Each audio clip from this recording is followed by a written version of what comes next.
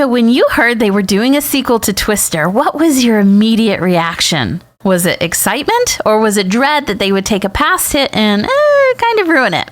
I will admit that when I saw the trailer, I thought they were going to take it in a modern direction, but I saw it anyway, and I was pleasantly surprised. So let's take a look back at Twister and Twisters. So, fun fact about the director for the sequel, Lee Isaac Chung actually grew up on a farm in Arkansas. One day when there was a tornado warning, his dad packed him and his mom up into a pickup truck to head for a safe spot. They ended up taking cover in a ditch, and he says the experience was very traumatic. So fast forward to 1996, Twister was released. Chung sees this opening scene where Joe's family is also taking cover from an oncoming storm, and it obviously really strikes a chord with him. And there you go. Almost 30 years later, he's directing the sequel to Twister.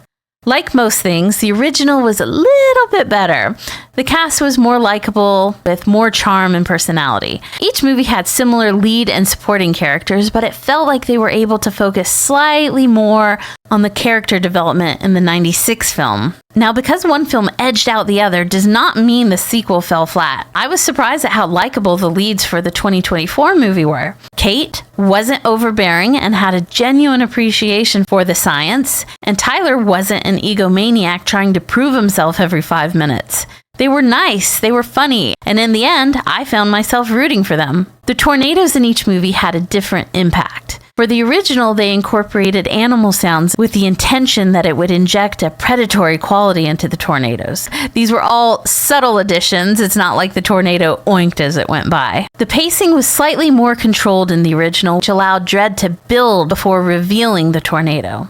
This gave the storms in the 96 version a more ominous quality. One great thing the sequel had was these aerial shots. I think when a scene can convey scale, it has a greater impact, and the likelihood of the audience feeling awe is higher rather than just showing explosions or fires alone. Fun fact number 2, in this scene where people are trying to evacuate for the oncoming tornado, they cast Bill Paxton's son, James Paxton. So a little cameo there. A really great choice they made for the sequel was there was no real villain or rival that they had to contend with. While there were 1 or 2 characters that weren't perfect, this movie didn't add a separate storyline that was competing with the main one.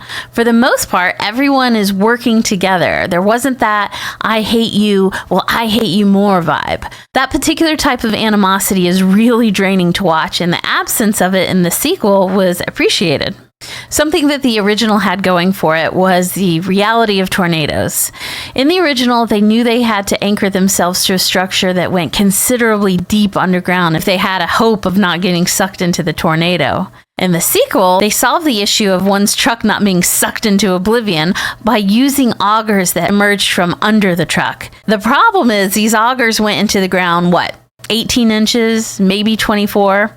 Tornadoes rip massive trees out of the ground and level buildings. Having a 2-foot hold into the ground isn't going to help you stay put. If you've ever been to the beach and screwed in an umbrella down into the sand, there's that moment when you exclaim, "Oh yeah, this isn't going anywhere," right up until the first gust comes and sends it rolling 50 feet down the beach. Anyway, I'm totally nitpicking with that one. It's just a movie, and it did look cool drilling into the ground. All in all, they did well with this remake, and if you're stuck inside on a rainy day, you now have 2 great storm movies to kick back with. Thanks for watching.